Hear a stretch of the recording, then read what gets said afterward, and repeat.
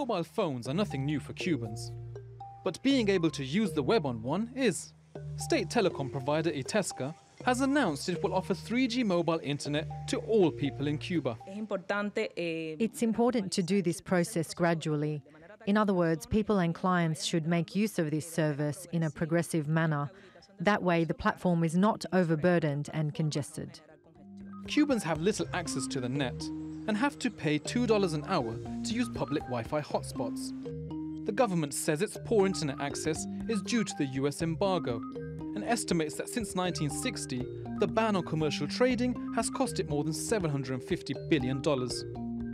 That loss has meant policy changes in Cuba, including new rules that allow people to buy property for the first time in 4 decades to encourage them to return home. The hope is that this will boost GDP, which is currently at $90 billion a year. Lifting the lid on mobile internet would mean an additional revenue stream potentially worth more than $1 billion a year. Yes, we got internet on mobile phones quite late, a little later than usual. But the problem is not when it will arrive, but how it will be done. At what prices will it be offered?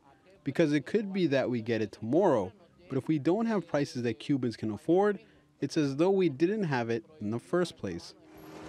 The services are expected to cost $7 for 600 megabytes and up to $30 for 4 gigabytes. That's how much most Cubans earn a month, which means some may have to save up before they can freely roam the net. Usmaan Lone, TRT World. Live to Paris now, and TRT World's editor-at-large, Craig Copetas. Craig, why has Cuba done this? Well, if you want to believe Cuban President Miguel Diaz-Canel, he's saying he's installing mobile internet technology because the access, in his words, will enable the government to defend the revolution online.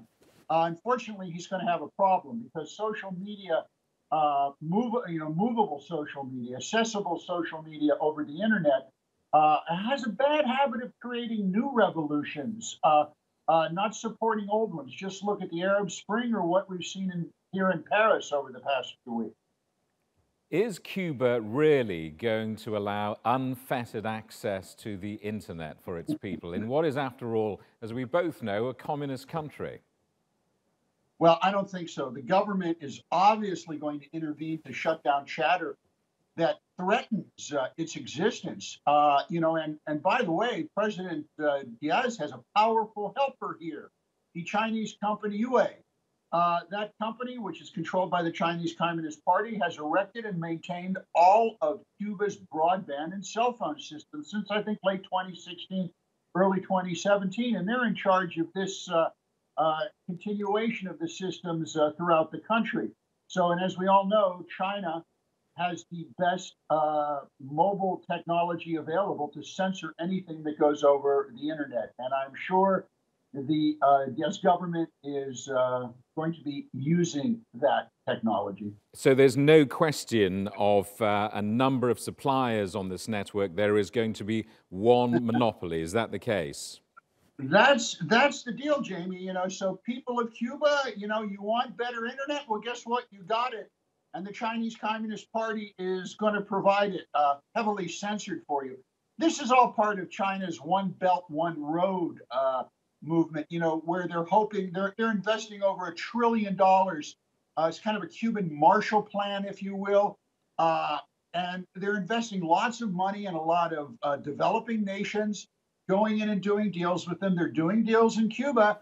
And if you look at the numbers in Cuba, the deals the Chinese have been doing with the Cubans, the most successful deals, the one the Chinese have followed through on, have been those involving telecommunications. A lot of the other infrastructure projects, such as building, they've kind of slowed down. At one point, the Chinese did a contract to build a golf course, believe it or not, in Havana. That's kind of bogged down in the rough right now. But the mobile technology, internet systems, that's going full tilt boogie. Craig, let's just drill down into the cost of living and the cost of getting a mobile, which most of us take for granted around the world. I mean, Cuba is still struggling economically. I mean, this is going to be a luxury out of most people's hands, isn't it? Oh, yeah, absolutely a luxury item. And in the end, there's really not going to be all that many people who can afford the item. It's a lot of it is a promotional gimmick to try and make the Cubans happy because they've been screaming for better internet access for quite a few years. The president actually has his own Twitter account, and again, what they have there now, they are using to promote the Cuban Revolution. But as I say, Twitter has a bad habit of defenestrating revolutions, or at least attempting to defenestrate them and replace them with a new system. And it's worth remembering, of course, that Cuba at one stage was essentially an economic satellite of the former USSR. I mean, that's all changed. The USSR has collapsed. It did look as if diplomatic and economic relations were warming up with the US, but that's kind of on hold at the moment, isn't it? Where are we? Well, the U.S. is playing no role in Cuba right now. Europe and other areas of the world are investing heavily there. One of the reasons the Americans don't want to invest there because all investment that goes into Cuba, actually I should say most of it, predominant amount of investment is controlled by an outfit called Gaesa. Now, what Gaesa is the business and commerce and finance arm of the Cuban army. So they control the playing field down there, and the American government, I should say, doesn't like to see U.S. investment capital going into the country and being controlled by the armed forces. Craig in Paris, good to talk to you. Thank you. Yeah.